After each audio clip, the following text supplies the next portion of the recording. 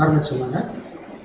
கிறிஸ்து இயேசுவுக்குள் மிகவும் பிரியமாயும் அன்பாயும் அழைக்கப்பட்ட அன்பிற்குரிய சகோதர சகோதரிகளே, உங்கள் யாவருக்கும் கிறிஸ்து இயேசுவுக்குள்ளான அன்பின் வார்த்தையை கூட நேரத்திலே தெரிவித்துக் கொண்டு, நம்முடைய பிதாவாகிய தேவன் நம் வாழ்நாட்களிலே ஒரு நாளை கிருபையை கொடுத்து பகல் முழுதும் நம்மளை காத்து வழிநடத்தி இந்த ஒரு சாயங்கால வேளையிலும் கூட நாம் சகோதரனும் சகோதரியுமாக ஒன்று கூடி வந்து அவருடைய வேதத்தில் உள்ள மேலான காரியங்களை அறிந்து கொள்ளும்படி நம்மை கூட்டிச் சேர்த்திருக்கிறார். இந்த மேலான கிருபைக்கும் அன்புக்கும் நம்முடைய பிதாவாகிய தேவனுக்கு நம் ஆண்டவராகிய இயேசு கிறிஸ்து மூலம் துதியிலும் நன்றிகளையும் எடுத்துக்கொள்ளலாம். இன்றைய நாளுக்குரிய சப்ஜெக்டுக்குள்ள போகலாம். அதுக்கு முன்னாடி ஜபத்தோடு கூட இந்த கூடியை ஸ்டார்ட் பண்ணலாம். நம்முடைய அன்பு சகோதரர் அன்புரோஸ் அவர்கள் வந்து நம்முடைய ஜபத்தில் வரப்படுவார்கள்.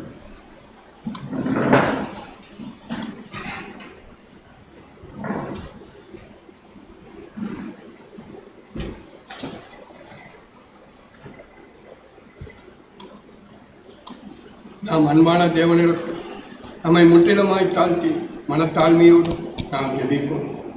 எங்களை அதிகமாய் நேசித்து இம்மட்டுமாய் கண்மணி போல காத்து வழிநடத்தி வருகிற எங்கள் அன்பின் ஒன்றான மெய் தேவனே, அப்பா, உங்களுடைய பரிசுத்தமான தூய திரு நாமத்திற்கு எங்கள் மீட்பரும் கண்மலையும் பாதுகாவலரும் பரிந்து பேசுகிறவருமாய் இருக்கிற இயேசு ராஜாவுடைய அன்பு நாமத்திலே இந்த மாலை வேளையிலே உங்களுக்கே துதியும் கனம் மகிமை ஸ்தோத்திரம் நன்றி யாவையும் ஏறெடுக்கிறோம் தகப்பன். இந்த நாளை கிருபையாய் கொடுத்திருக்கிறீர் சுவாமி. இந்த மாலை வேளையிலும் சகோதர சகோதரிகளாகி நாங்கள் ஒன்று கூடி உமக்கு பிரியமாய் நடந்து நீர் எங்களுக்கு என்ன சத்தியத்தை தர இந்த சித்தமாய் இருக்கிறீரோ அதை கேட்டு எங்கள் சிந்தையிலே நிறைத்து நாங்கள் வருகின்ற ஒவ்வொரு நாளும் உமக்கு பிரியமாய் உண்மையும் உத்தமமாய் பிள்ளைகளாய் நடந்து நீர் எங்களிடம் எதிர்பார்க்கிற தாழ்ச்சியும் அந்த கீழ்ப்படிதலும் உள்ள குணத்தோடு வாழ எங்கள் ஒவ்வொருவருக்கும் தேவையான பரிசுத்த ஆவியை பரத்திலிருந்து தந்து வழிநடத்த வேண்டுமாய் எங்கள் அன்பான ஆண்டவர், அருள் நிறைந்தவர், இரக்கம் நிறைந்தவர், கருணை உள்ளவர், பாதுகாவலர் இயேசு மகாராஜாவுடைய தூய நாமத்திலே பிற்பாலும் கால பணிந்து ஜெபிக்கிறோம் அன்புள்ள பிதாவே.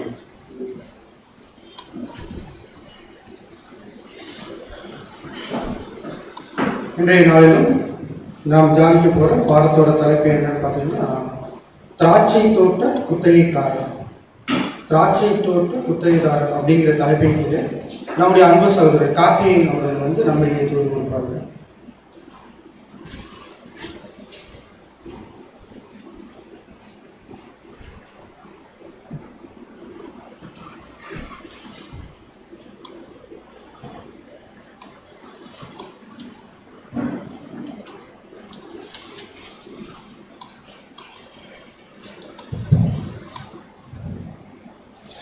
தேவ சமூகத்தில் மிகவும் அன்பாய் பட்டு சேர்க்கப்பட்ட அன்புக்குரிய சகோதர சகோதரிகள், உங்கள் யாரும் நம்முடைய பரம்பிதாவாகிய தேவனாலும் நம்முடைய ஆண்டவராகிய இயேசு கிறிஸ்து நாமத்தினாலும் கிருபையும் சமாதானம் உண்டாவதாக என்ற அன்பின் வாழ்த்துக்களை இந்த அருமையான மாலைப்பொருளை தெரிவித்துக் கொண்டு, தேவனுடைய ஒரு பரிசுத்த நாமத்திற்கு மகிமையாகவும் நம்முடைய ஆத்மீக ஜீவிதத்திற்கு பிரயோஜனமுள்ள வகையிலும் நாம் இன்றைய காலம் கூட தியானிக்கக்கூடிய வேத பாடத்தின் தலைப்பு நம்முடைய அன்பு சகோதரர் அறிவித்தவனமாக திராட்சை தோட்ட குத்தகைதாரர் அப்படிங்கிற தலைப்பின் கீழ் நாம் இன்னைக்கு பாடத்தை தியானிக்கிறோம். அன்புக்குரிய சகோதரர்களே, பாடத்தை ஆரம்பிக்கும் முன்பாக உங்கள் மத்தியில் ஒரு சில காரியங்கள் என்னன்னா, உங்களுக்கு பிபிடி இன்னைக்கு பாடத்தில் வராதுங்க. ஒரு சில வசனம் பகுதி மாத்திரமே போட்டோம், அதுக்கான டைம் கூடி வரல. தயவாக நீங்கள் யாரும் மன்னிக்கணும். காரணம் என்ன, இன்னைக்கு சத்தியம் பேசக்கூடிய வரக்கூடிய சகோதரனால கடைசி நேரத்தில் வந்து எடுக்க முடியாமல் போயிடுச்சு. கடைசி நேர ஏற்பாடு தான் வந்து ஒரு மாற்று ஏற்பாடு தான். பாடம் தேவனுடைய சக்தி பாடம் தான். நீங்கள் என்ன பண்ணணும் அப்படின்னு சொன்னால், ஒரு அன்பான ஒரு வேண்டுகோள் மாத்திரம்தான். இன்றைக்கி நம்ம பார்க்கக்கூடிய ஒரு பாடத்துக்கு நீங்கள் வசன பகுதிகள் வந்து கூடுமான வரைக்கும் உங்களுடைய வேற அதிகமாக வசனம் வர வாய்ப்பு இல்லை. உங்களுக்கு பரிச்சயம் இருக்குன்னு நினைக்கிறேன். நம்ம வேத மாணவர்கள் இருக்கிறனால ஒரு சில வசனங்களுக்கு மாத்திரம் நம்ம வந்து நினைவில் படுத்திக்குவோம். பாடத்துக்கு உள்ள போகிறதுக்கு முன்னாடி இந்த பாடத்தை குறித்த ஒரு அறிமுகம் நம்முடைய ஆண்டவராகிய இயேசு கிறிஸ்து பேசின ஓமை குறித்து நம்ம இன்னைக்கு தியானிக்க இருக்கிறோம். ஓமை அப்படின்னு சொல்லி வந்துட்டா அதை நம்ம பார்க்குறோம். நம்முடைய அடிப்படை சக்தி பாடங்களே முதலாவது நம்ம தெரிஞ்சு வர்றோம். பைபிள் எப்படி படிக்கணும் அப்படின்னு சொல்லி கொடுக்கும் பொழுது நம்ம கற்றுக்கொண்ட விஷயம் என்னன்னா, ஓமை நம்முடைய ஆண்டவராகிய இயேசு கிறிஸ்து பேசிட்டு ஓமைகளை எல்லாம் நம்ம எப்படி படிக்கணும் அப்படிங்கிறது குறித்து ஒரு புரிதல் நமக்கு இருக்கிறது. அந்த புரிதலின் அடிப்படையில் நம்ம இன்னைக்கு இந்த ஓமையை நம்ம பார்க்குறோம். கூடுமான வரைக்கும் நீங்கள் வசன பகுதிகளை முதல்ல தியானிச்சுட்டு அதை குறித்த காரியங்களை நான் அதில் இருக்கக்கூடிய ஞான அர்த்தத்தை நம்ம பிற்பாடு பார்க்கலாம். அன்பான சகோதரர்களே சகோதரிகளே, ஓமை அப்படின்னு வந்துட்டா நம்ம அதை எப்படி பார்ப்போம்? நம்ம ஆண்டவர் இயேசு கிறிஸ்து பேசின ஓமையை குறித்து நீங்கள் என்ன நினைக்கிறீங்க? பரலோக ராஜ்யத்தின் ரகசியம். ஓகே, ரொம்ப சந்தோஷம். வேற அதில் என்ன இருக்கு?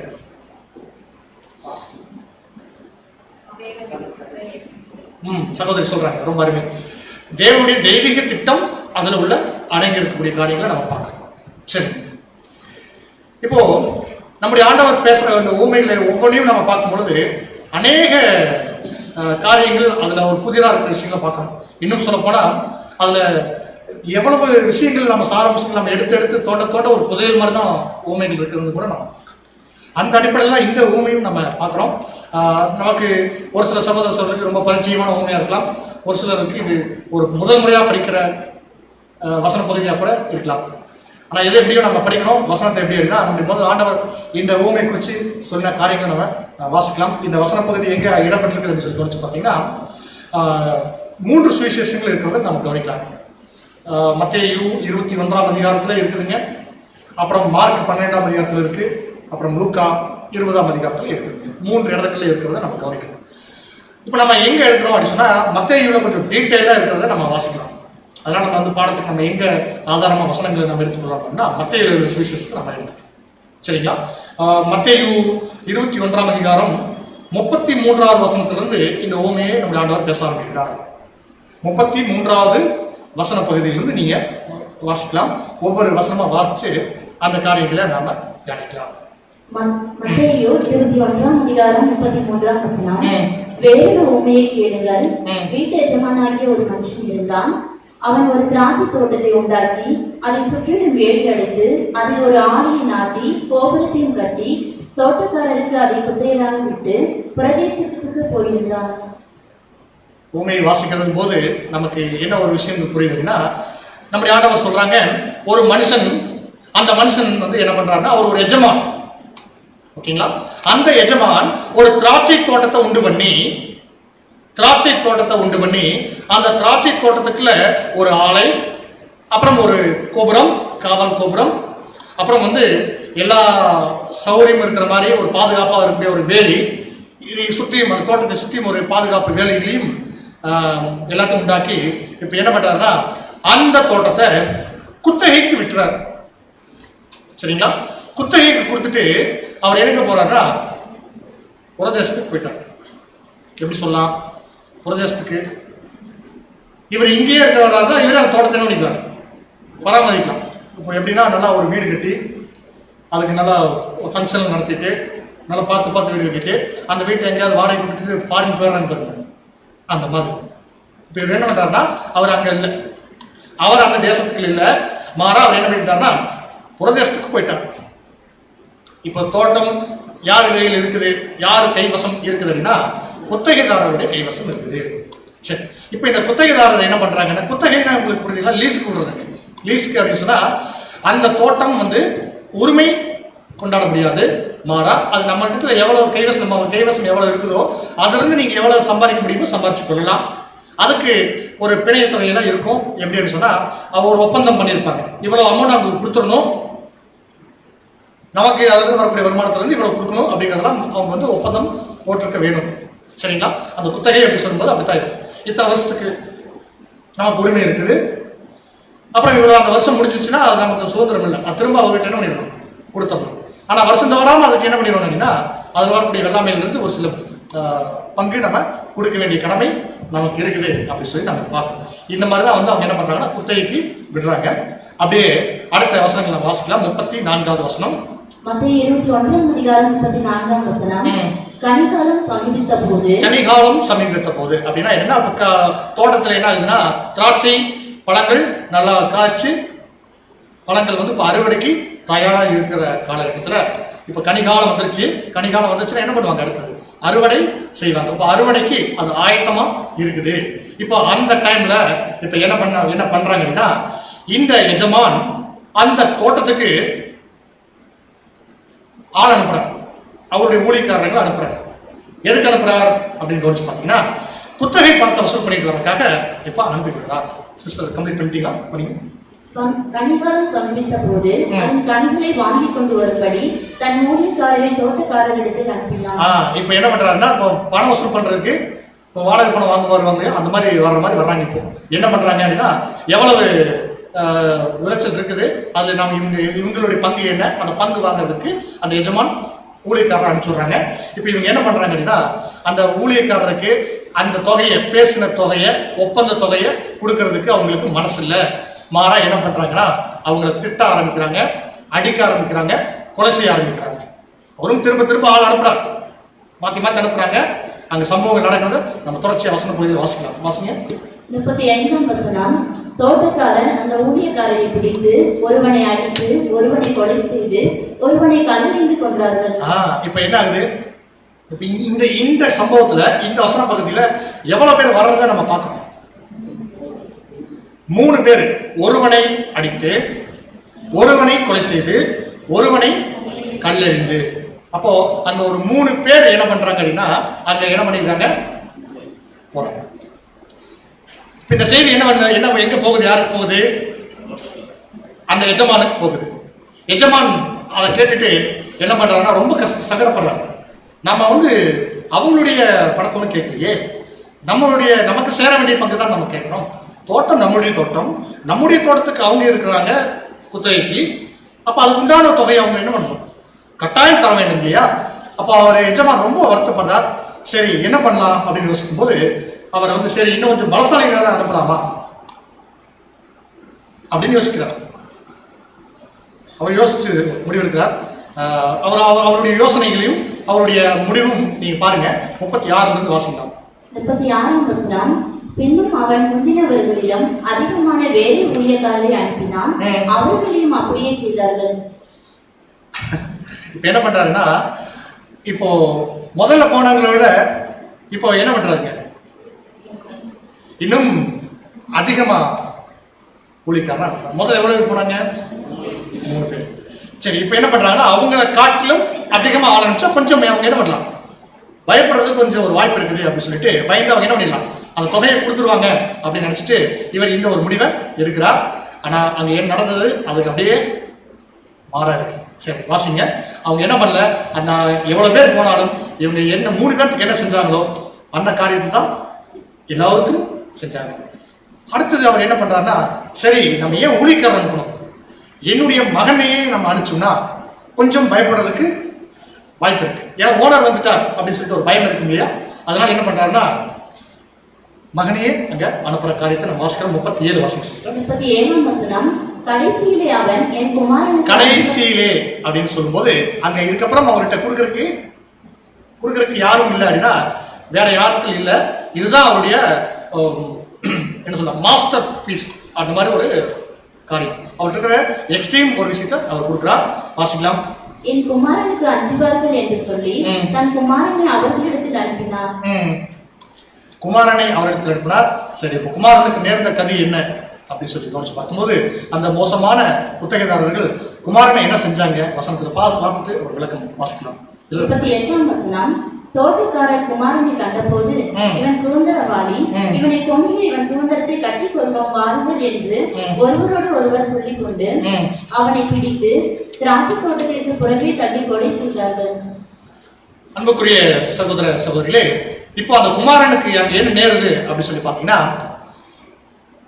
அவங்களுக்கு புரிஞ்சிருச்சுனால இது எஜமானுடைய குமாரன், இந்த குமாரனை நம்ம இவன் தான் சுதந்திரவாளி, இதுக்கு என்ன பண்றா, இந்த சொத்துக்கு உரிமைக்காரர், இவர் மாத்திரம் நம்ம கொண்டுட்டோம்னா அப்புறம் என்ன ஆயிடும், இது முழுமையா நமக்கு சொந்தமாயிரும். அப்ப நம்ம என்ன பண்ணிடலாம், இவரை கொண்டு என்ன பண்ணிடலாம்னா திராட்சை தோட்டத்துக்கு புறம்பே தள்ளிடலாம் அப்படின்னு சொல்லி, அது எப்படி கொலை செய்யறதோட எங்கன்னா தோட்டத்துக்குள்ள கொலை செய்யல, மாற என்ன பண்றாங்கன்னா திராட்சை தோட்டத்துக்கு புறம்பே தள்ளி கொலை செய்யறதுக்கு திட்டமிட்டாங்க. அந்த திட்டம் அங்க நிறைவேறுச்சு அப்படின்றது கூட 39ஆம் வசனத்துல வாசிக்கும். 39 திரும்ப வாசிக்கும். 39ஆம் வசனம். அவனை பிடித்து திராட்சை தோட்டத்திற்கு புறம்பே தள்ளி கொலை செய்தார்கள். திராட்சை தோட்டத்துக்கு புறம்பே தள்ளி கொலை செய்தார்கள். அப்படியே நம்ம தொடர்ச்சியை வாசிச்சோம்னா, இப்போ மகன் கொல்லப்பட்டாச்சு அப்படிங்கிற செய்தியும் இப்ப யாருக்கு போகுதுன்னா இந்த எஜமானுக்கு போகுது. இப்ப எஜமான் மகனையே கொண்டுட்டாங்க அப்படிங்கும்போது அவருடைய மனசு எப்படி தவச்சிருக்கும்? ஓகேங்களா? சரி, இப்போ அவருடைய பரிதவிப்பு இந்த காரியம் இப்போ ஆண்டவர் என்ன பண்றாங்கன்னா இந்த ஊமை சொல்லிட்டு எல்லாரும் கேட்டுட்டு இருக்கிறாங்க. எப்படி இப்போ நீங்க ரொம்ப ஆர்வமா கேட்டுட்டு இருக்கிறீங்களோ அதே மாதிரிதான் அவங்களும் அப்படியே கேட்டுட்டு இருக்கிறாங்க. கேட்டுட்டு கடைசியில் அப்படியே ஸ்டாப் பண்றது, நிறுத்திட்டு இப்போ சொல்லுங்க, நம்ம ஆண்டவர் கேட்கிறார், இப்போ சொல்லுங்க, இந்த எஜமான் அடுத்தது என்ன செய்வார்? என்னதான் செய்வார்? உண்மையா அந்த எஜமான் என்னதான் செய்வார் அப்படின்னு ஆண்டவர் வந்து அங்க அவங்க சுத்தி இருக்கிறவங்க கிட்ட கேட்கிறாரு. அந்த கேள்வி நம்ம மத்தியில் வைக்கப்படுது. நீங்க சொல்லுங்க, நியாயமா அந்த எஜமான் என்ன செய்வார்?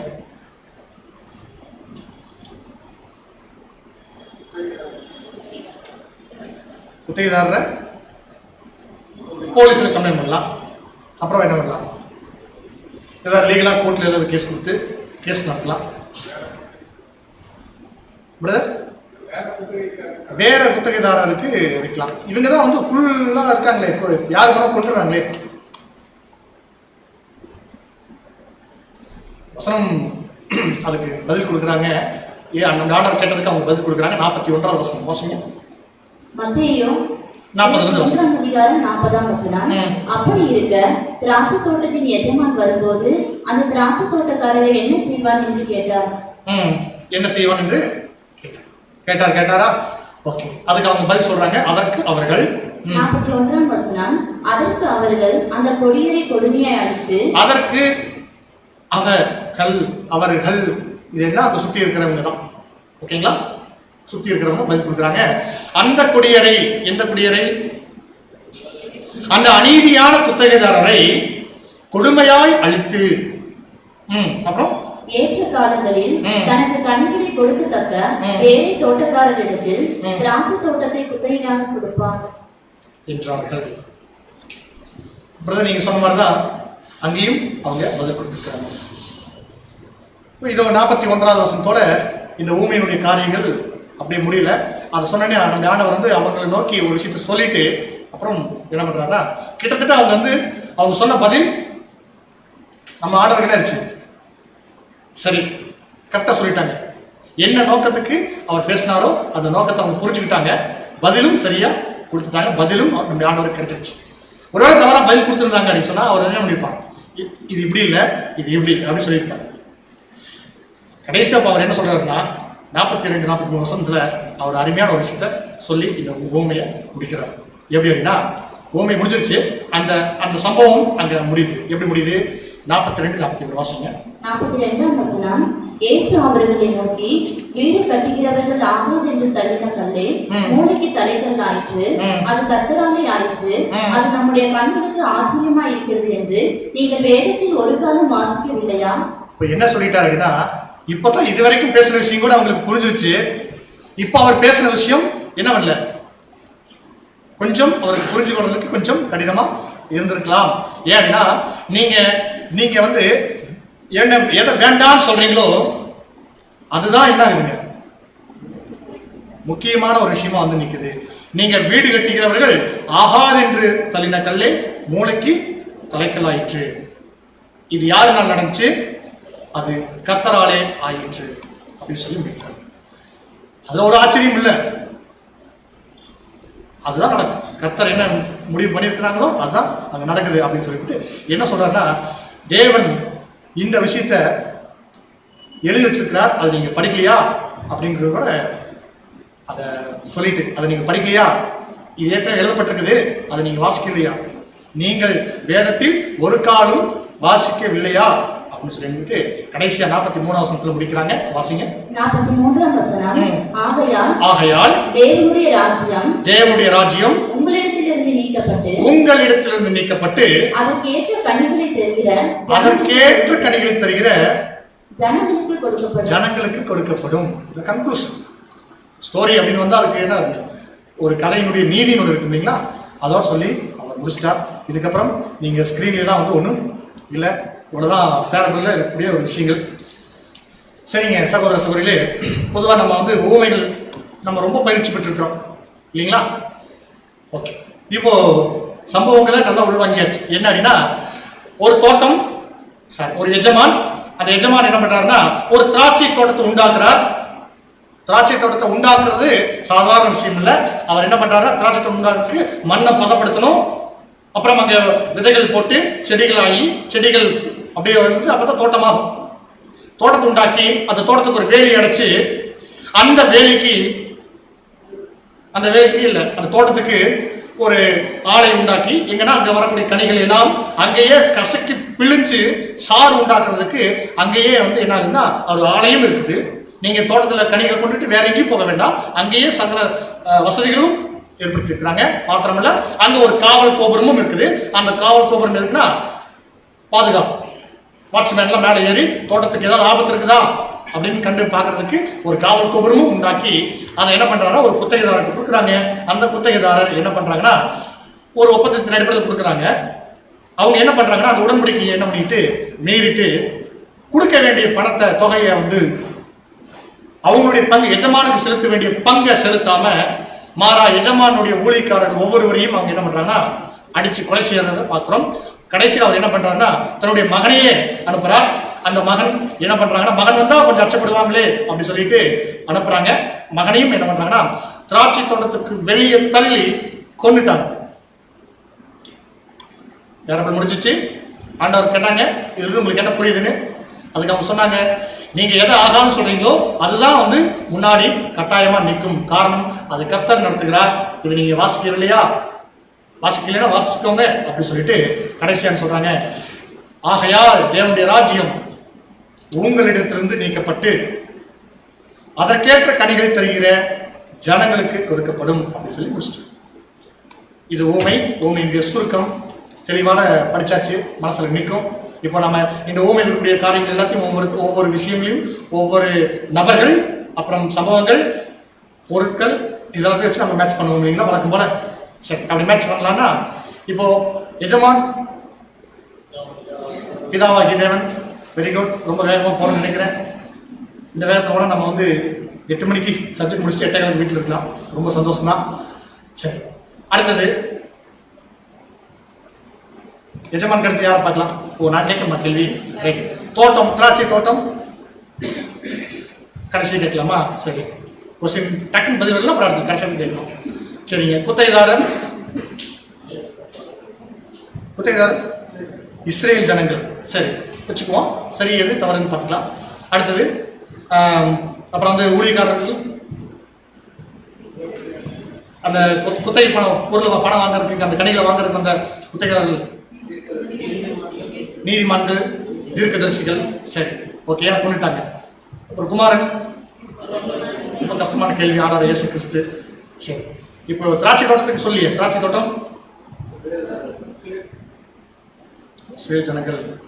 சரி, எந்த அடிப்படையில் இஸ்ரேல் ஜனங்கள்? நம்ம இங்க விஷயமே எதை அடிப்படையாக வச்சிருக்கு அப்படின்னா திராட்சை தோட்டம் வச்சுதான் இருக்கு. பாடத்தினுடைய தலைப்பு, இந்த ஊமையுடைய தலைப்பு திராட்சை தோட்ட குத்தகைதாரர்கள் அப்படின்னு சொல்லி பார்க்கணும். அப்ப திராட்சை தோட்டம் என்ன அப்படின்னு நம்ம பார்க்கணும். திராட்சை தோட்டம் எது? பிரதர் சொல்லிட்டாங்க இஸ்ரேல் ஜனங்கள். ஓகே, இஸ்ரேல் ஜனங்கள் அப்படின்னா வசனம் நமக்கு எதை சப்போர்ட் பண்ணுதா? கடைசி வசனமே சப்போர்ட் பண்ணுதுங்களா? சரி, ஏசாயா 5ஆம் அதிகாரம் 7வது வசனம். ஸ்கிரீன்ல வராதுங்க, படிச்சிருங்க. ஏசாயா 5ஆம் அதிகாரம் 7ஆம் வசனம். சேனைகளின் கர்த்தருடைய திராட்சை தோட்டம், இஸ்ரவேலின் வம்சமே, அவருடைய மனமகிழ்ச்சியின் ஆற்று, யூதாவின் மனுஷரே, அவர் நியாயத்துக்கு காத்திருந்தார், இதோ கொடுமை நீதிக்கு காத்திருந்தார். 7வது வசனம் வாசிச்சீங்களா? 5:7 ஏசாயா 5:7 வாசிச்சீங்களா? திரும்ப வாசிங்க. சேனைகளின் கர்த்தருடைய திராட்சை தோட்டம், இஸ்ரவேலின் வம்சமே. அவ்வளவுதான். சேனைகளுடைய திராட்சை தோட்டம் இஸ்ரேல் வம்சமே. திராட்சை தோட்டம் இஸ்ரேல் வம்சமே. அப்ப இஸ்ரேலுடைய வம்சம் அப்படி சொல்லும்போது இஸ்ரேல் ஜனங்களை குறிக்குது. கரெக்டுங்களா? இஸ்ரேல் ஜனங்களை குறிக்குது திராட்சை தோட்டம். அப்ப திராட்சை தோட்டம் அப்படின்னா அது இஸ்ரேல் ஜனங்களை குறிக்குது. இப்ப நம்ம பார்க்குறோம், இது வந்து ஒரு வசனம் மட்டும் மாத்திரமல்ல. நீங்க சங்கீதம் 80ஆம் சங்கீதம் 8வது வசனம் எடுத்து வாசிச்சு பாத்தீங்கன்னா அதையும் கூட நீங்க எடுத்திருந்தீங்க வாசிச்சிருக்கீங்க. 80ஆம் சங்கீதம் 8ஆம் வசனம். நீர் எகிப்திலிருந்து ஒரு திராட்சை கொடியை கொண்டு வந்து எகிப்திலிருந்து ஒரு திராட்சை கொடியை கொண்டு வந்து ஜாதிகளை துரத்தி விட்டு அதை நாட்டினீர். யார் கூட சொல்லப்பட்டிருக்குங்க? எகிப்திலிருந்து யார் வந்தா? இஸ்ரேல் ஜனங்கள் என்ன பண்றாருன்னா, அந்த வனாந்தர பயணம்லாம் நம்ம பார்த்திருக்கிறோம். மோசே மூலமா அது வழிநடத்தப்பட்டு கொண்டு வந்து அவங்க கானான் தேசத்துல குடியேற வச்சிருக்கிறார் தேவன். அதுதான் இங்க சொல்லப்பட்டிருக்குது. அது எப்படி அடையாளம்னா, அப்ப இஸ்ரேல் ஜனங்கள் அங்க திராட்சை தோட்டம் அப்படின்னு சொல்லப்பட்டோம். ரொம்ப சரியான ஒரு சரிங்க. இப்போ இஸ்ரேல் ஜனங்கள் திராட்சை தோட்டத்துக்கு நம்ம அடையாளப்படுத்தி சொல்லிட்டோம். இந்த திராட்சை தோட்டத்தை சுத்தி பாதுகாப்பா இருந்த வேலி,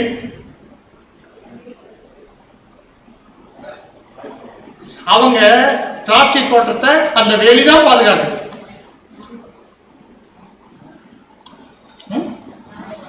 கரெக்டா சொல்றீங்க. நியாயப்பிரமாணம், நியாயப்பிரமாணம் உண்மைதான்.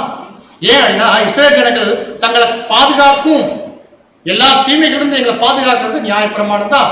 நியாயப்பிரமாணத்துக்கு அடிப்படையில் நாங்கள் வாழ்ந்துட்டு பரிசத்துக்கு போயிட்டா எங்களுக்கு எப்பவுமே ஜீவன் இருக்குது அப்படின்னு நாங்கள் விசுவாசிச்சாங்க. நியாயப்பிரமாணம் அவங்களை காப்பாற்றும் அப்படிங்கிற எண்ணம் அவங்களுக்குள்ள மேலோங்கி இருந்துச்சு. அப்போ அந்த வேலி அடையாளப்படுத்துது நியாயப்பிரமாணம். சரி, ஆலை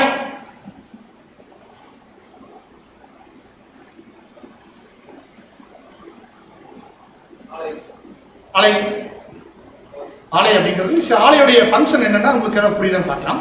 திராட்சை பழங்களை அறுவடை செய்து அதை என்ன பண்ணுவாங்க அப்படின்னா, அங்கேயே ஆலை இருக்கும், அதை கொண்டு போய் போட்டுட்டு என்ன பண்ணுவாங்க, அப்படியே அதை பிசைஞ்சு அதை கசக்கி பிழிஞ்சு சாறு ஜூஸ் எடுக்கிறதுக்கு தான் அந்த ஆலை பயன்படுது.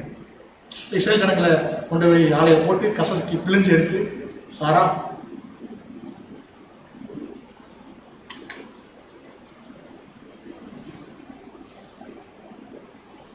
சரி இருக்கட்டும். நீங்க யோசிக்கிறீங்க அப்படின்னா அதை இருக்கட்டும். சரி, அடுத்தது கோபுரம்.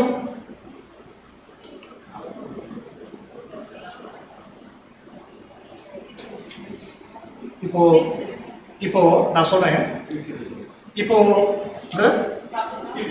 தீர்க்கதரிசிகள், ஓகே, இஸ்ரேல் ஜனங்கள் அந்த காவல் கோபுரத்துடைய அங்க பயன்பாடு என்னவா இருக்கு சொன்னா, அந்த அந்த தோட்டத்திற்கு ஏதாவது ஆபத்து வருதா?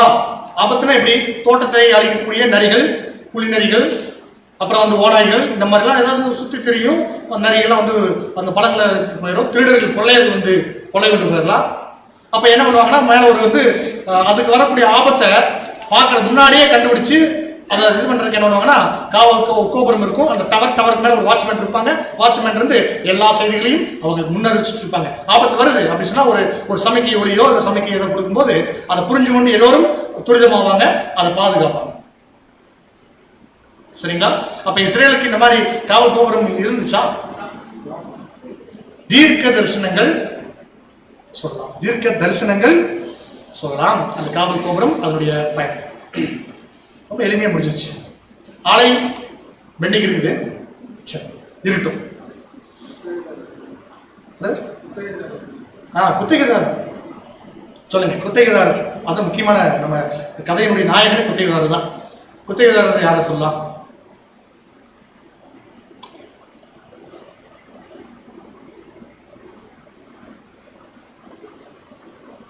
நானே சொல்லிட்டேன். வேதபாரர்கள், பரிசேயர்கள், சதுசேயர்கள், நியாயசாஸ்திரிகள் எல்லோருமே ஜனங்களை, அன்னைக்கு இஸ்ரேல் ஜனங்களை வழிநடத்தி கொண்டு வந்த அந்த நியாய பிரமாணத்தை கற்று தேர்ந்து அதன்படி ஜனங்களை எல்லாம் வழிநடத்தி கொண்டு வந்தவர்கள் தான் யாரு அப்படின்னு சொல்லி குறிச்சு பார்த்தீங்கன்னா இந்த குத்தகைதாரர்கள். மாறா இப்போ இந்த புரிதலோட நீங்க என்ன பண்ணுங்க அப்படின்னு சொன்னா இந்த ஊமையை திரும்ப நீங்க ரீகால் பண்ணி பாருங்க. நம்முடைய பிதாவாகிய தேவன் இஸ்ரேல் ஜனங்கள் உண்டாக்குறார். எகிப்திலிருந்து கரம் பிடிச்சு கூட்டி வந்து அங்க என்ன பண்ணிட்டாருன்னா கானான் தேசத்துல நாட்டிட்டார். சரிங்களா? இப்ப அதுக்கு ஒரு பாதுகாப்பும் கொடுத்துட்டார். நியாயப்பிரமாணங்கிற பாதுகாப்பு. அங்க தீர்க்கதரிசிகளையும் ஏற்படுத்தினார், தீர்க்க தரிசனங்களையும் ஏற்படுத்தினார். அவங்களை வழிநடத்துறதுக்கு அநேக தீர்க்கதரிசிகள், அப்புறம் அந்த நியாயப்பிரமாணங்கள் எல்லாம் கற்றுத்தேர்ந்தவர்கள் எல்லாம் கொண்டு வந்தாங்க. ஆனா இங்க பாக்குறோம், குத்தகைதாரர் நல்லவங்களா கெட்டவங்களா? சரியான தொகையை அவங்களுடைய பங்கு தேவனுக்கு செலுத்த வேண்டிய பங்கை செலுத்தி இருந்தாங்கன்னா அவங்க நல்லவங்க. அப்ப செலுத்தல அப்படின்னா அங்க அவங்க என்னவாயிறாங்க, ஒரு அநீதியான குத்தகைதாரர். அப்ப அநீதி அங்க இருக்கிறத நம்ம பாக்குறோம். அப்ப அநீதி அப்படின்னு சொல்லிட்டா நம்ம பாக்குறோம் இது நல்ல ஒரு ஊழியக்காரங்கள்ல வராது, நல்ல குத்தகைதாரர்ல வராது. அப்ப அதான் சகோதரர் சொன்ன மாதிரி இது பரிசேயர்கள், சதுசேயர்கள், நியாயசாஸ்திரிகள் இவங்க எல்லாத்தையும் நம்ம சொல்லணும். அவங்க என்ன பண்ணிட்டாங்க அப்படின்னா அவங்க தான் மோசேயினுடைய ஆசனத்துல அவங்க உட்காந்துட்டாங்க இல்லையா. எப்படி ஜனங்களை நாங்க வழி நடத்துறோம் அப்படின்னு சொல்லி உட்காந்துட்டாங்க இல்லையா.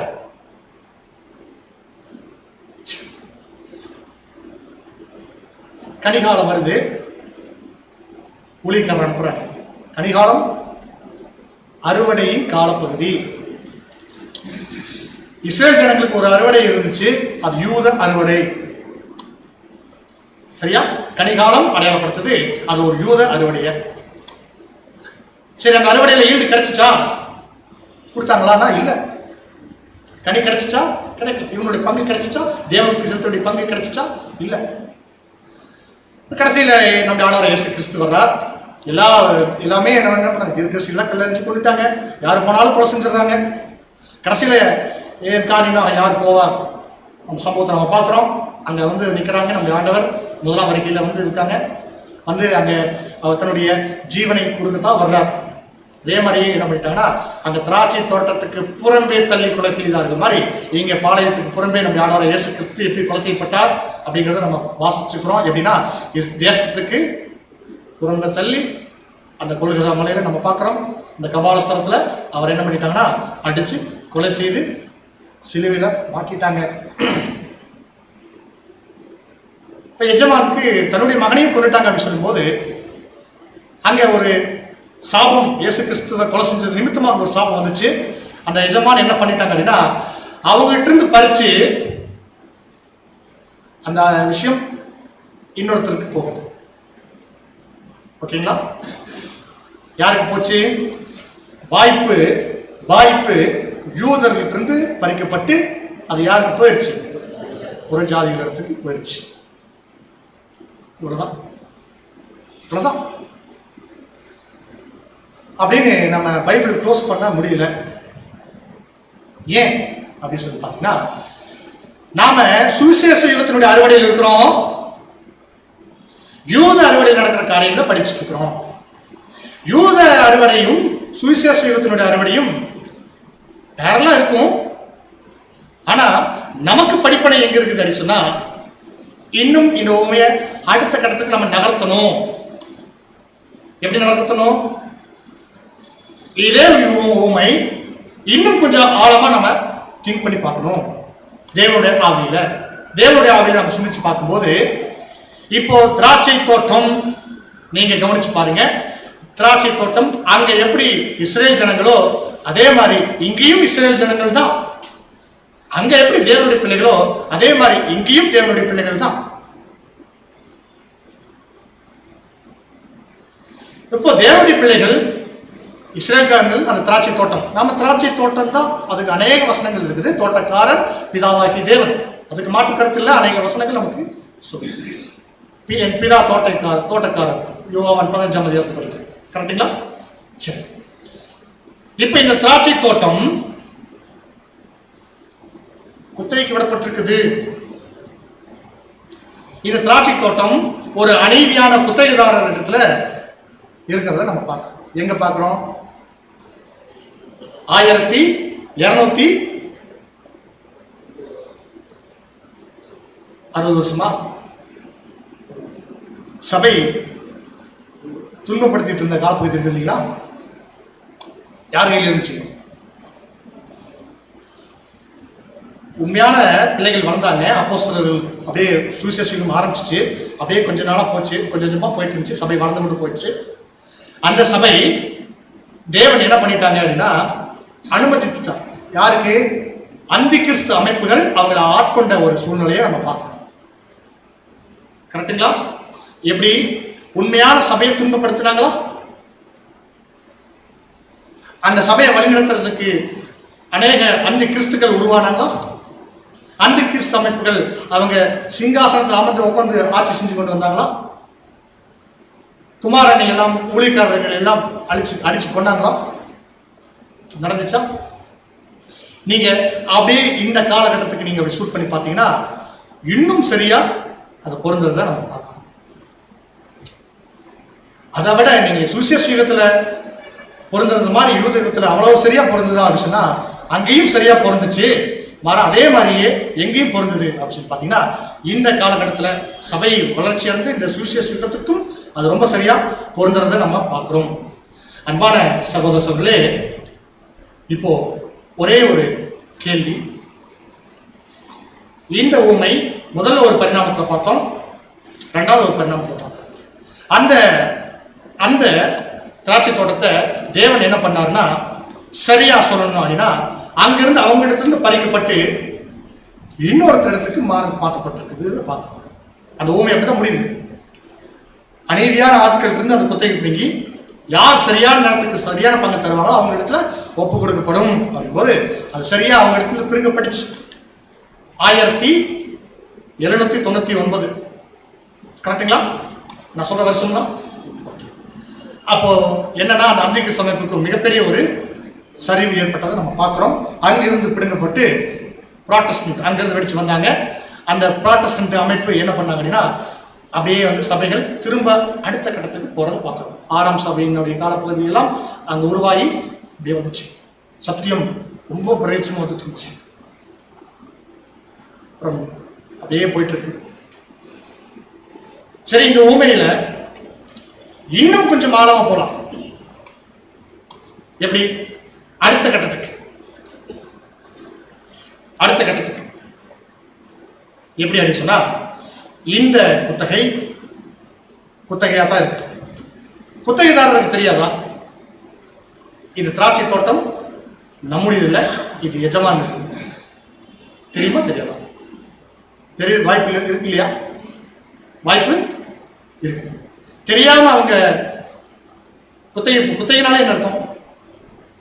இது எப்போ இருந்தாலும் நம்ம என்ன பண்ணிடணும், இது எஜமானுக்கு திரும்ப கொடுத்துடணும். அது மாத்திரமில்ல நம்ம இருக்கிற வரைக்கும் நம்ம என்ன பண்ணிடணும், கனிகள் அவங்களுக்கு சேர வேண்டிய கனிகளை பங்க நம்ம செலுத்திடணும். அப்படிங்கிறது அவங்களுக்கு என்ன பண்ண வேண்டும், கட்டாயமா தெரிஞ்சு. ஆனா அவங்க தெரிஞ்சிருக்கு, ஆனா செய்யணும். நல்லா தெரிஞ்சிருக்கு, கொடுக்கணும், செய்யணும். மாறா அவங்களுக்குள்ள என்ன ஒரு விஷயம் தோன்றுச்சு அந்த குத்தகைதாரருக்கு சொல்லி பார்த்தீங்கன்னா, ஊழியக்காரர்களை வசூல் பண்ண வர்றவங்கள நாம அடிச்சு கொண்டுட்டோம்னா முடிஞ்சிச்சு. தீர்மானிச்சாங்க, அடிச்சாங்க, கொண்டாங்க. அப்போ 7ஆம் சபையின் காலப்பகுதி வரும்போது நம்முடைய ஆண்டவராகிய இயேசு கிறிஸ்து இப்போ சர்வ வல்லமையோட 2ஆம் வருகையில வந்திருக்கிறார், ராஜாதி ராஜாவா. இப்போ அவரை அடிச்சு கொலை செய்ய முடியுமா? கிறிஸ்துவை கொலை செய்ய முடியுமா? அப்ப இந்த ஊமை எப்படி பொருந்தும்?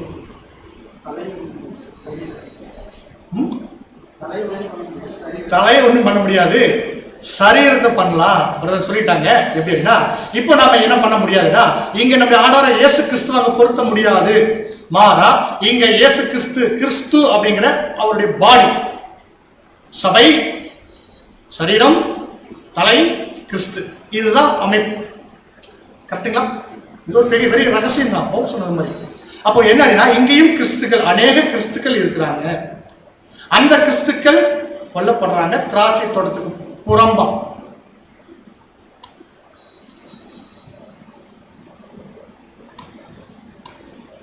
இந்த கடைசி காலம் சொல்றோம். அந்த கடைசி காலத்துல எப்படி நடக்கும் அப்படிங்கறத சொல்லும்போது மத்தேயு 24ஆம் அதிகாரம் 9-10 வசனம் வாசிங்க. மத்தேயு 24ஆம் அதிகாரம் 9 மற்றும் 10 வசனம். அப்பொழுது உங்களை உபத்திரவங்களுக்கு ஒப்புக்கொடுத்து உங்களை கொலை செய்வார்கள். உங்களை உபத்திரவங்களுக்கு ஒப்புக்கொடுத்து என்ன பண்ணுவாங்க? உங்களை கொலை செய்வார்கள். ஏன்னா நீங்க கிறிஸ்து. சரிங்களா? ஓகே. இங்கேயும் தோட்டம் இருக்கு, தேவனுடைய பிள்ளையுடைய ஐக்கியம். இந்த ஐக்கியம், இந்த திராட்சை தோட்டம் இது தேவனுடையது. நாம என்ன பண்றோம் அப்படின்னா இதை குத்தகைக்கு மாத்திரம் தான் தேவன் நம்ம கொடுத்திருக்கிறார். அந்த குத்தகைக்கு நம்ம என்ன பண்ணிடுறோம்னா, அந்த குத்தகைங்கிறது இது நம்மளுடைய இல்லை, தேவனுடையது. குத்தகை மாத்திரம் தான். இது நம்ம பராமரிக்கும் போது அதுல இருந்து ஒரு சில நமக்கு என்ன கிடைக்குது அப்படின்னு சொன்னா கனிகள் கிடைக்கும். அதுல 2 பங்கு இருக்கு. எஜமான் முழுவதையும் கேட்கல, அவருக்கு சேர வேண்டிய பங்கு கேட்கிறார். அவருக்கு சேர வேண்டிய பங்கும் அந்த தோட்டத்தில் விளைஞ்சு நிக்குது.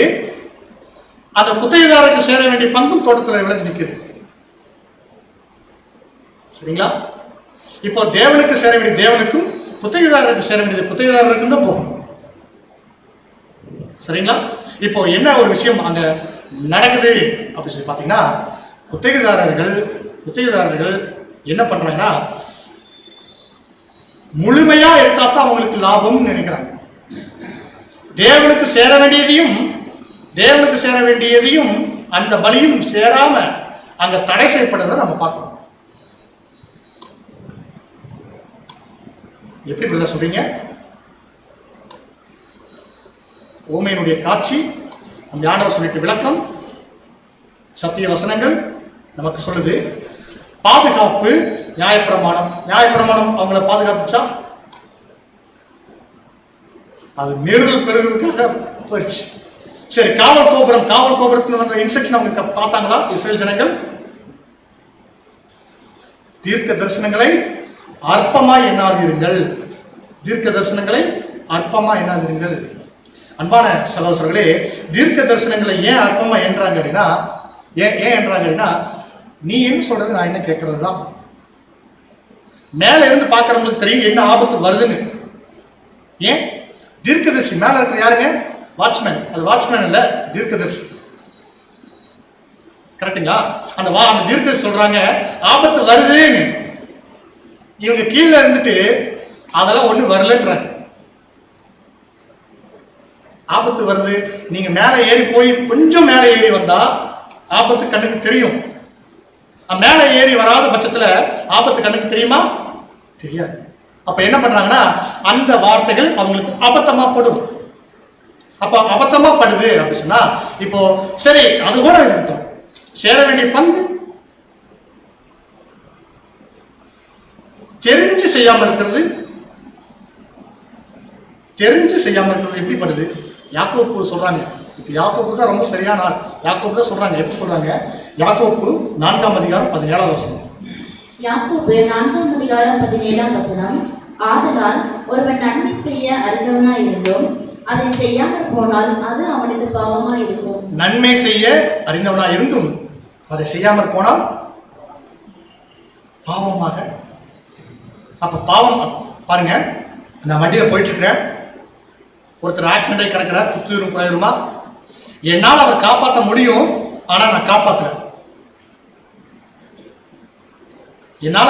முடியும், ஆனா நான் காப்பாற்றல அப்படின்னா அது அந்த பாவம் யாருக்கு வருது அப்படின்னா அது எனக்கு வருது. நான் காப்பாற்றாதனால வந்துச்சு. அப்ப நன்மை செய்ய அறிந்தவனா இருந்தும் அதை செய்யாமல் போனால் அது பாவம் என்று எண்ணப்படும். தெரிஞ்சு செய்யாம.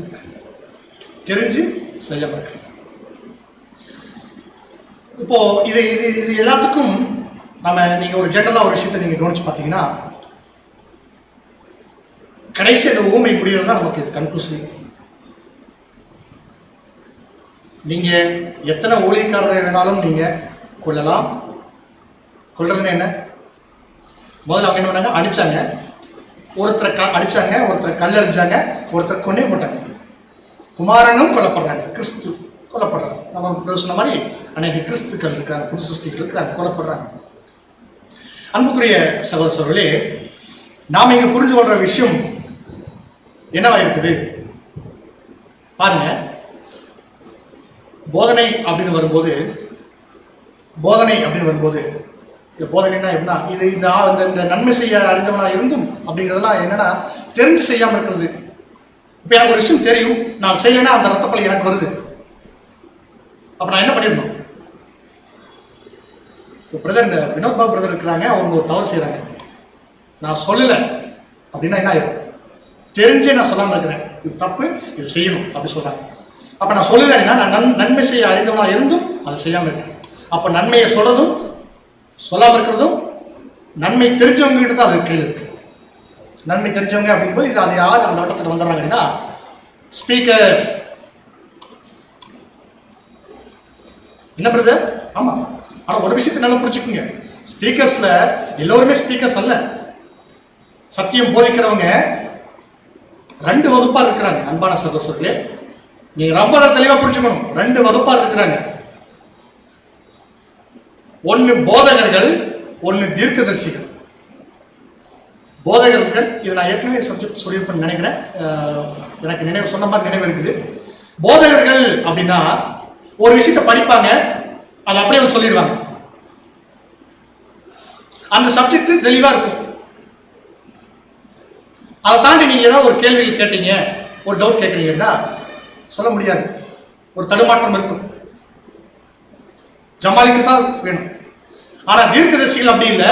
தீர்க்கதரிசிகள் தேவனுடைய தெய்வீக திட்டத்தை நல்லா படிச்சவங்க இருப்பாங்க. தேவன் என்ன பண்றாருன்னா, இந்த போதகர்களுக்கு தீர்க்கதரிசிக்கு எப்படி வித்தியாசம் வச்சிருக்கிறார் அப்படின்னா, தம்முடைய ஊழியக்காரராகிய தீர்க்கதரிசிகளுக்கு எல்லாவற்றையும் அவர் என்ன பண்றாருன்னா சொல்றாரு. அந்த தீர்க்கதரிசிகளுக்கு சொல்லிட்டு தான் செய்யறாரு. போதகர்களுக்கு சொல்லிட்டு செய்யற மாதிரி இருக்கா? தம்முடைய ஊழியக்காரராகிய போதகர்களுக்கு நான் சொல்லிட்டு தான் செய்யறேன் இருக்கா? இல்ல. அப்ப தீர்க்கதரிசிகளுக்கு அப்ப வித்தியாசப்படுது. தீர்க்கதரிசிகளுக்கு கனம் இருக்காது, போதகர்களுக்கு கனம் இருக்கும். தீர்க்கதரிசிகளை கல்லெறிவாங்க, போதகர்களை கல்லெறிய மாட்டாங்க. தீர்க்கதரிசிகளுக்கு சொந்த ஊர்ல கனம் இல்லைன்னு சொல்லப்படுது. ஆனா போதகர்களுக்கு வரவேற்பு ஜாஸ்தியா இருக்கும். சிவப்பு கம்பளம் விரிச்சு வரவேற்பாங்க, மாலை மரியாதையில இருக்கும். யாக்கோபு சொல்றாங்க, நீங்க போதகர் ஆகாதீங்க, ஆக்கினை தீர்ப்பு உண்டாகிற மாதிரி நீங்க போதகர் ஆயிராங்க. அப்ப என்ன அர்த்தம்? இந்த மாதிரி போதகர் ஆயிரம், நீங்க தீர்க்கதரிசி ஆகாது சொல்ல. ஏன் அந்த வார்த்தை நீங்க நல்லா ஒரு நுட்பம் விளங்கிட்டீங்கன்னா உங்களுக்கு நல்லா புரிஞ்சிடும் நான் என்ன விஷயம் சொல்ல வரேன். இது ரொம்ப ஆழமான கருத்து, நீங்க நல்லா மனசுல நினைச்சா ஆகணும். தீர்க்கதரிசிகளுக்கு எப்பவுமே பார்க்கற பைத்தியகாரமா இருப்பாங்க, லூசுத்தாம ஏதோ சொல்லிட்டு இருப்பாங்க. நம்ம அப்படிதான் சொல்லணும், கலோக்கியில் சொல்லணும். அது ரொம்ப அற்பமா என்னப்படும். அவங்க பேசினாலே கல்லெடுத்து அடிக்கலாம் தோணும். அவங்க தான் தீர்க்கதரிசி. நீங்க அநேகர் பார்த்துருக்கலாம், அந்த மாதிரிலாம் இருப்பாங்க. தேவனுடைய தெய்வீக திட்டம் முழுமையா அவங்களுக்கு வெளிப்படுத்தப்பட்டிருக்கு. இந்த போதகர்கள் நம்ம ஆண்டவர் இயேசு கிறிஸ்துக்கு வந்தது நல்ல போதகரே அப்படின்னு சொல்லிட்டாங்க. ஒருத்தர் வந்து நல்ல போதகரே, அடப்பாரு என்னவா போதகர்னு சொன்ன அப்படிங்கிறார். அவர் போதகரா தீர்க்கதரிசியா? அவர் சொல்ற ஆங்கிள் இருக்கீங்களா, இது வரைக்கும் நீங்க நான் சொல்றது எல்லாமே வந்து என்ன இதெல்லாம் புதுசா இருக்குது அப்படின்னா இல்ல, இந்த கோணத்துல பாருங்க. அன்புக்குரிய சகோதரர்களே, அவர் என்ன சொல்றாருன்னா, நான் அவர் தீர்க்கதரிசி அவருக்கு தெரியும், மாறா அவர் போதகர் சொல்லிட்டாங்க. போதகர்ல யார் தெரியுங்களா? அந்த பரிசேயர்கள், சதுசேயர்கள், நியாய சாஸ்திரிகள், அன்னைக்கு ஜனங்களை வழிநடத்திருக்காங்க இல்லையா, அவங்கதான். அவங்க இன்னைக்கு எங்க இருக்காங்கன்னா பாபிலோனுக்குள்ள இருக்கிறாங்க. வேத மாணவர் ஐக்கிய சபைக்குள்ள அவங்க ஒருபோதும் இருக்கக்கூடாது. இருந்தாலும் அவங்க தீர்க்கதரிசி மாறி.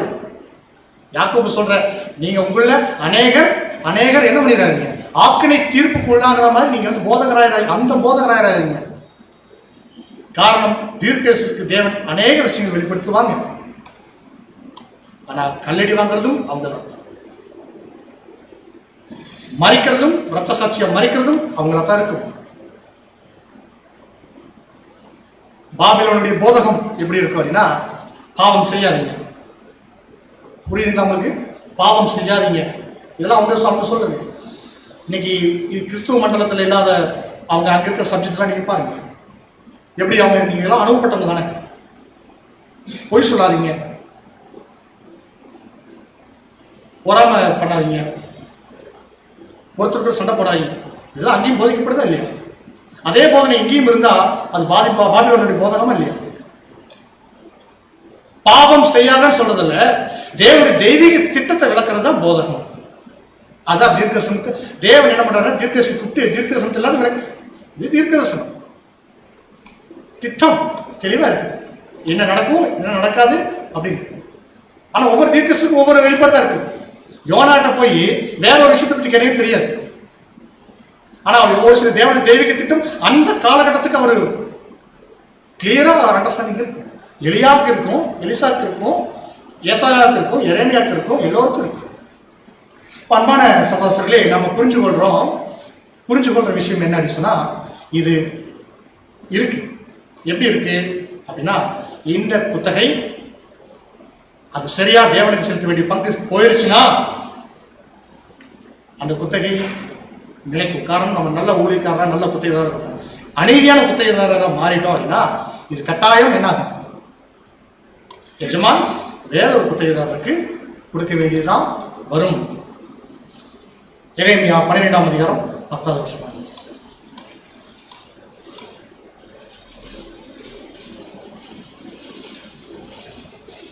எரேமியா 12ஆம் அதிகாரம் 10வது வசனம். எரேமியா 12ஆம் அதிகாரம் 10ஆம் வசனம். அநேக மேய்ப்பர்கள் என் திராட்சை தோட்டத்தை அழித்து என் திராட்சை தோட்டத்தை அழித்து என் பங்கை காலால் மிதித்து என் பிரியமான பங்கை பாழான வனாந்தரமாக்கினார்கள். அப்படின்னு என்ன அர்த்தம்? இப்போ தேவன் சொல்றாங்க, ரொம்ப மனஸ்தாபப்பட்டு ரொம்ப வருத்தத்தோடு சொல்றாங்க, பதிவு செய்யறாங்க. எப்படின்னா, அநேக மேய்ப்பர்கள் என் திராட்சை தோட்டத்தை மிதிச்சு என் பங்கை மிதிச்சிட்டாங்க. அப்படின்னு என்ன அற்பமா எப்படி உதச்சிட்டாங்க. அவர் தேவனுக்கு செலுத்த வேண்டிய பங்கு. அப்புறம் என்ன பண்ணிட்டாங்க அப்படின்னா, அதை என்ன பண்ணிட்டாங்க? பாவம் வனாந்தரமா மாற்றிட்டாங்க. வனாந்தரம் தீர்க்கதரிசி சொல்லுங்க, வனாந்தரம் சண்டை எடுத்தாங்க. கடல் வனாந்தரத்தின் வாரம். வனாந்தரம் என்னங்க? அது ஒழுங்கற்ற நிலைமை. அப்ப என்ன ஆயிடுச்சு? திராட்சை தோட்டம் அப்படி செழிப்பா வளர வேண்டியது என்ன ஆயிடுச்சுங்க? அது வனாந்தரம் ஆயிடுச்சு, ஒழுங்கற்ற நிலைமைக்கு போயிடுச்சு. ஒழுங்கற்ற நிலைமைக்கு போயிடுச்சு அப்படி சொன்னா என்ன அர்த்தம்? அது வனாந்தரமா மாறிடுச்சு, அது ஒழுங்கற்ற நிலைமைக்கு போயிடுச்சு. சரி, தேவன் அப்படியே விட்டுறாரா? ஏன்னா இது தேவனுடைய திராட்சை தோட்டம் இல்லையா? அப்படியே விட்டுறாரா? என்ன பண்ணுவார்? என்ன பண்ணுவார்? தேவன் அதுக்கு ஒரே ஒரு விஷயத்த அவர் எப்பவுமே என்ன பண்ணிடுறாரு, அந்த பாதுகாப்பு மட்டும் அவர் என்ன பண்ணுறதுனா இழக்கிறது இல்லை. திராட்சை தோட்டத்துக்கு எப்பொழுதுமே தேவன் அந்த பாதுகாப்பும் பராமரிப்பும் கொடுக்குறாங்க. எப்படி? ஏசாயா 27ஆம் அதிகாரம் 2-3 வசனம். ஏசாயா 27ஆம் அதிகாரம் 2 மற்றும் 3ஆம் வசனம். அக்காலத்திலே நல்ல திராட்சை ரசத்தை தரும். அக்காலத்திலே, எக்காலத்திலே நம்ம பார்க்கிறோம் தீர்க்கதரிசனத்துல அக்காலத்திலே அப்படி சொன்னா பின்னாடி வரக்கூடிய இந்த கடைசி நாட்கள் நாம வாழ்ந்து கொண்டிருக்கூடிய காலப்பகுதி. அக்காலத்திலே திராட்சை தோட்டம் உண்டாயிருக்கும். திராட்சை தோட்டம் உண்டாயிருக்கும். அதை குறித்து பாருங்கள். எப்படிங்க? திரும்ப படிங்க. அக்காலத்திலே நல்ல திராட்சை ரசத்தை தரும். நல்ல திராட்சை ரசத்தை தரும். நல்ல ஈல்டு கிடைக்கும். திராட்சை தோட்டம் உண்டாயிருக்கும். திராட்சை தோட்டம் உண்டாயிருக்கும். அதை குறித்து பாடுங்கள். அதை குறித்து பாடுங்கள். கர்த்தராகிய நான் அதை காப்பாற்றி அடிக்கடி அதற்கு தண்ணீர் பாய்ச்சி ஒருவரும் அதை சேதப்படுத்தாதபடிக்கு அதை இரவும் பகலும் காத்துக்கொள்வேன். யார் கொடுத்த வாக்குத்தத்தம்? திராட்சை தோட்டத்திற்கு தேவன் கொடுத்திருக்கிற வாக்குத்தத்தம். நான் அப்படியே விட்டுற மாட்டேன், பாலும் வனாந்தரமா போட்டு விட்டுற மாட்டேன். மாற நான் என்னதான் செய்வேன் அப்படின்னா, அதுக்கு அடிக்கடி தண்ணீர் பாய்ச்சுவேன், அதை பராமரிப்பேன். அது நல்லா கனி பிடிக்கிற வரைக்கும் நான் பராமரிப்பேன். அப்புறம் என்ன சொல்றாரு அப்படின்னா, அந்த 3ஆம் வசனம் திரும்ப வாசிச்சு. ஏசாயா 27ஆம் அதிகாரம் 3ஆம் வசனம்.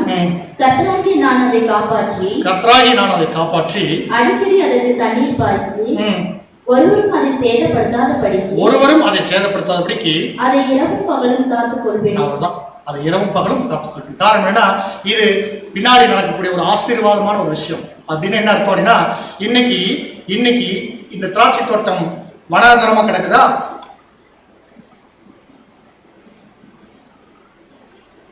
மிதிக்கப்படுதா? மிதிக்கப்படும். வனாந்தரமா இருக்கிற மாதிரி இருக்கும். ஆனா தேவன் விடுறதில்லை. ஏசாயா சொல்லிட்டாங்க, ஆசீர்வாதமான விஷயம். எப்படி இந்த திராட்சை தோட்டம் திரும்ப கட்டமைக்கப்பட்டு செல்வ செழிப்போட அதிக கனிகளை தர்ற அளவுக்கு இந்த திராட்சை தோட்டம் வருதா? அது வர வரைக்கும் தேவன் பராமரிக்கிறார். இதுதான் தேவன் நமக்கு இன்னைக்கு கொடுத்துக்கூடிய வாக்குத்தத்தம். அன்பான சகோதர சகோதரர்களே, கடைசியாக ஒரே ஒரு வசனத்தை மாத்திரம் வாசித்து நம்ம இந்த பாடத்தை நம்ம நிறைவு செய்யலாம். இப்போ நம்ம இந்த ஊமையிலிருந்து நம்ம கற்றுக்கொண்ட விஷயங்கள்ல நம்ம பார்க்குறோம்.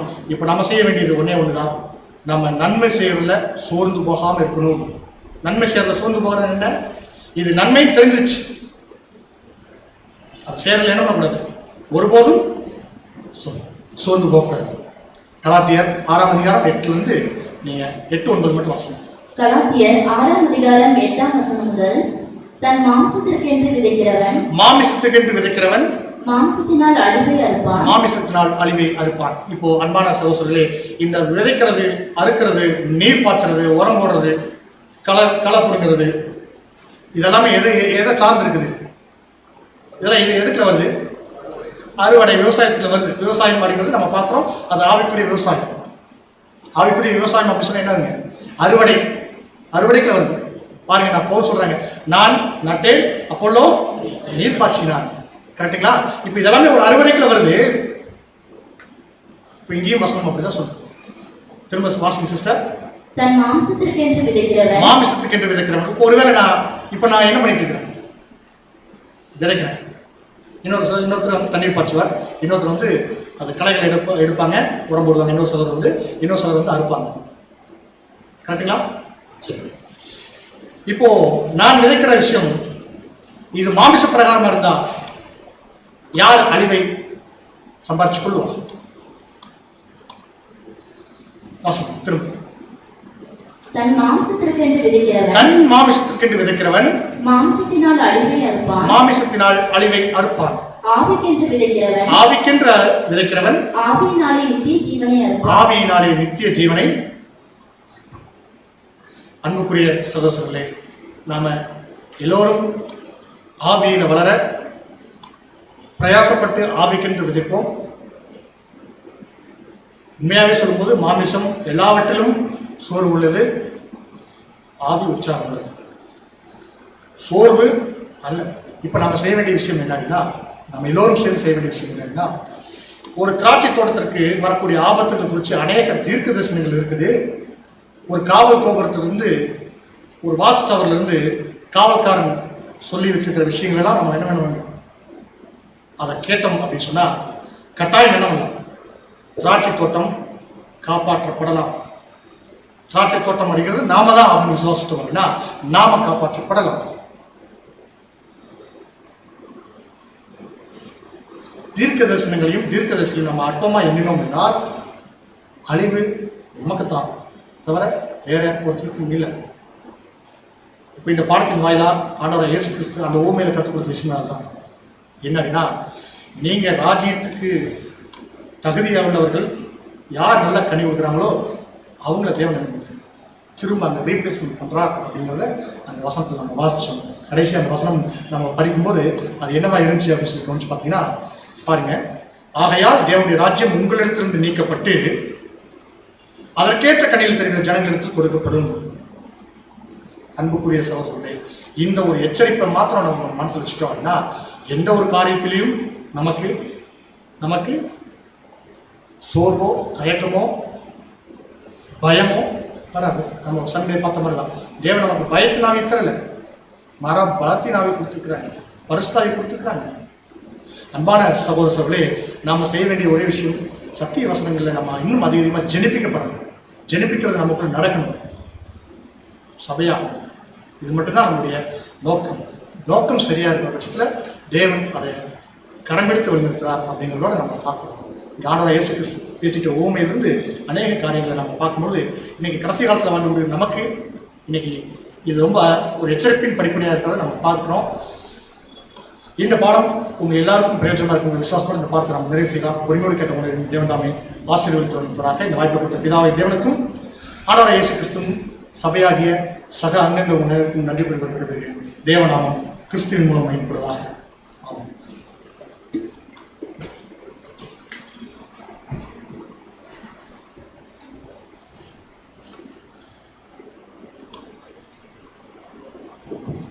சத்தியத்தை வெளிப்படுத்த பிதாவாகிய தேவனுக்கு நம் ஆண்டவராகிய இயேசு கிறிஸ்து மூலம் துதியிலும் நன்றிகளை வைத்துக் கொள்ளலாம். தூது கொடுத்த அன்பு சகோதரருக்கும் சபையின் சார்பாக நன்றிகளை தெரிவித்துக் கொள்ளலாம். இன்றைய நாளிலும் கூட திராட்சை தோட்ட குத்தகைக்காரன் அப்படிங்கிற ஒரு தலைப்பின் கீழே நமக்கு சத்திய பாடம் கொடுக்கப்பட்டுச்சு. ஒரு முக்கியமான விஷயம் மட்டும் சொல்ல பிரியப்படுறேன். இந்த திராட்சை தோட்டம் யார் முதல்ல பார்த்தீங்கன்னா இஸ்ரவேலர்கள். ஸோ அவங்களுக்கு தான் இந்த வாய்ப்பு முதல்ல கொடுக்கப்பட்டுச்சு. அவங்களுக்கு தேவன் எல்லா விதத்திலையும் பாதுகாப்பு கொடுத்துருந்தார், தீர்க்க திசைகள் கொடுத்துருந்தார். எல்லாத்தையும் என்ன பண்ணாங்கன்னு பார்த்தீங்கன்னா அற்பமாக எண்ணி அந்த ஒரு வாய்ப்பு என்ன பண்ணிட்டாங்கன்னு பார்த்தீங்கன்னா மிஸ் பண்ணிட்டாங்க. ஸோ அந்த ஒரு வாய்ப்பு அவங்ககிட்ட எடுத்து இப்போ யாருக்கு கொடுக்கப்பட்டிருக்குன்னு பார்த்தீங்கன்னா இன்னைக்கு நாம தான். இயேசு கிறிஸ்து கூட அவருடைய அந்த விஷயத்தை சொல்றப்ப யோவான் 15ஆம் அதிகாரம் நம்ம அநேக முறை படித்தது தான். யார் அவருக்குள்ள நிலைச்சிருக்க முடியும் அப்படின்னு பார்த்தீங்கன்னா யார் கனி கொடுக்குறாங்களோ அவங்க தான். ஸோ யார் கனி கொடுப்பாங்க அப்படின்னு பார்த்தீங்கன்னா அந்த ஒரு செடியோட சாரை யாரை எடுத்துக்கிறாங்களோ அவங்களால மட்டும்தான் என்ன பண்ண முடியும்னா கனி கொடுக்க முடியும். ஸோ நாமளும் கனி கொடுக்கக்கூடிய பிள்ளைகளாக இருந்து இந்த ஒரு வாய்ப்பை பெற்றுக்கொண்ட பிள்ளைகள் அதில் நிலைச்சிருந்து நாம் எல்லாருமே சபையாக போகணும் அப்படிங்கிறது தான் வந்து பார்த்தீங்கன்னா அநேக பாடங்கள் தொடர்ந்து நமக்கு கொடுக்கப்படுது அப்படிங்கிற ஒரு விசுவாசத்தோடு கூட இந்த ஒரு பாடத்தை முடிக்கலாம். இன்றைய நாளும் கூட இந்த ஒரு கூடுகைக்கு நிறைவாக இறைவன் இனிய கீதங்கள் வாசிக்கும்படி நம்ம அன்பு சகோதரர் பால் பாண்டிய அவர்கள்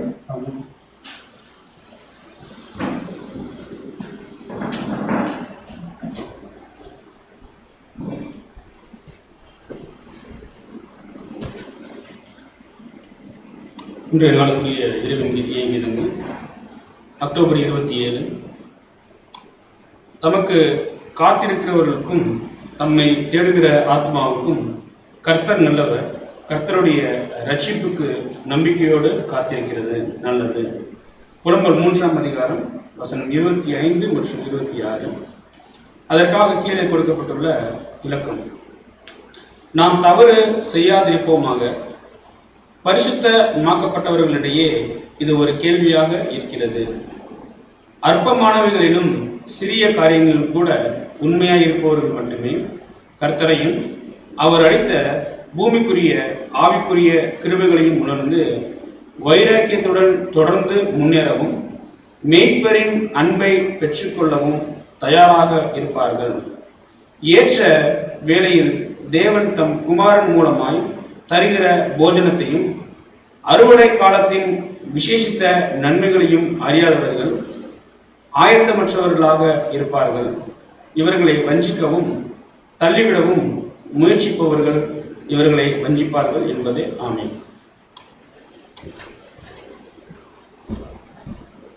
இந்த ஒரு கூடியைக்கு நிறைவாக நம்முடைய அன்பு சகோதரர் ஜேம்ஸ் பாஸ்கர் அவர்கள் நம்மை ஜெபத்தை நடத்துவார்கள். அதைத் தொடர்ந்து ஒரு சில அறிவிப்புகளும் அவரை வழங்குவார்கள்.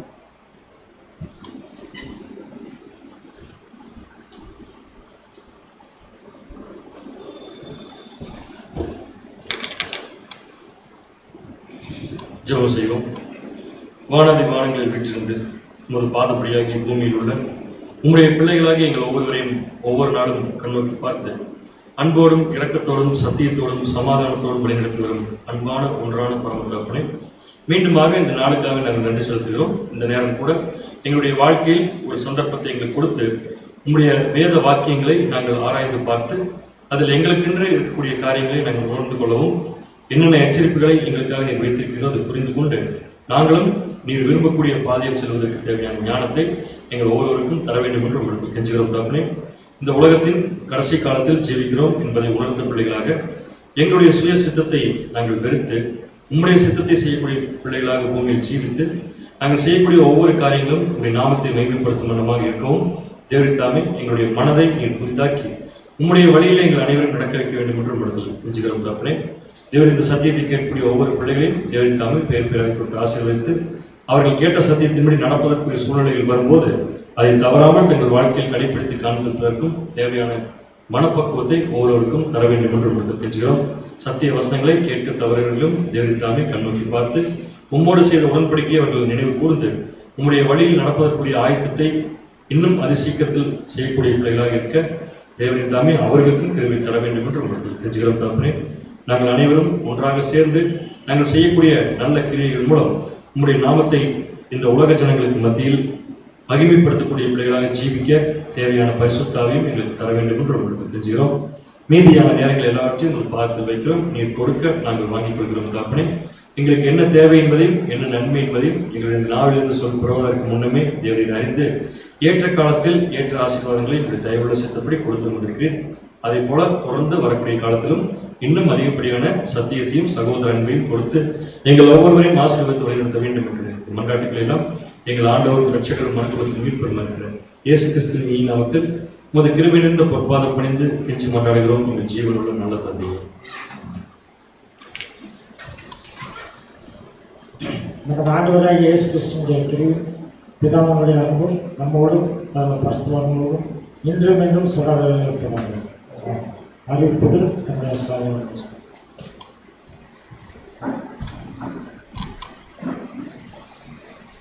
அன்புக்குரிய சகோதர சகோதரிகளே, அறிவிப்புகள் நேற்றைய தினத்தில் நம்முடைய சகோதரர்களிடம் மூத்த சகோதரர்களிடம் ஆலோசனை செய்யப்பட்டு ஒரு முக்கியமான விஷயம் என்னன்னு சொல்லி பார்த்தீங்கன்னா, அடுத்த வாரத்திலிருந்து, அதாவது இந்த வாரம் இல்லை, அடுத்த வாரம் திங்கட்கிழமை முதல் நம்ம சாயந்தரத்தில் போட்டிருக்கிற இந்த ஃபேஸ்புக் லைவ் கிளாஸ் வந்து பார்த்தீங்கன்னா வாரந்தோறும் நடைபெறாமல் 3 நாட்கள் நமக்கு நடைபெறும். திங்கள், புதன், வெள்ளி ஆகிய 3 நாட்களில் நடைபெறும் என்பதை தெரிவித்துக் கொள்கிறோம். எதுக்காகன்னு சொல்லி பார்த்தீங்கன்னா, இப்போ நம்ம இடையில் இருக்கிற மற்ற நாட்களில் செவ்வாய்க்கிழமை வியாழக்கிழமைகளெல்லாம் அடுத்தடுத்த ஃபாலோ கிளாஸ் ஆரம்பிப்பதற்குரிய சூழ்நிலைகள் இருக்கு. இப்போ இல்லை, ஆனால் அதுக்குரிய சூழ்நிலைகள் இருக்கிறதுனால நிறைய சகோதரர்களை சந்திக்க வேண்டியிருப்பதனாலையும் அந்த நாளை யூஸ் பண்ணிக்கலாம்னு சொல்லியிருக்காங்க. அதனால சத்தியம் வந்து பார்த்தீங்கன்னா திங்கள், புதன், வெள்ளி அப்படிதான் நடக்கும் நமக்கு. ஸோ இப்படி நம்ம ஆரம்பிக்கிறப்ப நம்ம என்ன ஒரு விஷயத்தை நல்லா புரிஞ்சுக்கலாம்னா, நம்ம ஏற்கனவே லாக்டவுனுக்கு முன்னாடி நம்ம கோயம்புத்தூர் திருச்சியோட கிளிஷால திங்கட்கிழமைகளில் தொடர் வகுப்புகளாகவும் வெள்ளிக்கிழமைகளில் தொடர் வகுப்புகளாகவும் பார்த்து வந்துருந்தோம். திங்கட்கிழமை ஆசிரியர் கூட பார்த்துருந்தோம். வெள்ளிக்கிழமை பார்த்தீங்கன்னா சகரியா புஸ்தகத்தினுடைய விளக்கத்தை நம்ம பார்த்துருந்தோம். அதை தொடர்ந்து பார்க்க போறோம். அது அடுத்த வாரத்திலிருந்தே ஆரம்பிக்க போதா அல்லது இன்னொரு 1 வாரம் கழிச்சு அந்த சப்ஜெக்ட் ஆரம்பிக்க போதாங்கிறது நம்ம கூடி முடிவு பண்ணதுக்கு அப்புறமா தெரிவிக்கிறோம். ஆக மொத்தம் அடுத்த வாரத்தில் பார்த்தீங்கன்னா திங்கள், புதன், வெள்ளி ஆகிய நாட்களில் மட்டும் இந்த ஃபேஸ்புக் லைவ் நடைபெறும். இது என்ன திருச்சியோட கிளேஷாக இருக்கக்கூடிய சகோதரர்களுக்கு ஒரு அன்பான வேண்டுகோள்னா, மேக்சிமம் இந்த 3 நாட்கள் எல்லாரும் இங்கே வந்துருக்கு, கிளாஸ்க்கு இங்கே வந்துருக்கு. நம்ம வீட்டில இருந்து கேட்கறது வெளியூர் இருக்கக்கூடிய சகோதரர்கள் கேட்கட்டும். மேக்சிமம் சகோதரர்கள் சகோதரிகள் இந்த வகுப்புக்காக தாராளமாக நம்முடைய சபை ஹாலுக்கு நீங்கள் வந்து கேட்கலாம் அப்படிங்கிறது தெரிஞ்சுக்கணும். ஏன்னா அடுத்து நம்ம பவர் பாயிண்ட் போட எக்ஸ்பிளனேஷன் போகும்போது கண்டிப்பாக நமக்கு நேரடியாக இருந்தால் தான் பிரயோஜனமாக இருக்கும் அப்படிங்கிறது உங்களுக்கு தெரிவித்துக் கொள்கிறோம். ஆகவே சகோதர சகோதரிகள் இந்த அறிவிப்பினை நீங்கள் மனசில் வச்சுக்கோங்க. மறுபடியும் இதை பற்றின விஷயங்கள் பூராமே உங்களுக்கு ஞாயிற்றுக்கிழமை சொல்லப்படும் அப்படிங்கிறதையும் தெரிவித்துக் கொள்கிறோம். மீண்டும் நாளை மாலை 7:15 நம் சத்தியத்தோடு சந்திப்போம். தேவன் மனிதரையும் ஆசீர்வதித்து வழிநடத்துவாராக. ஆமென்.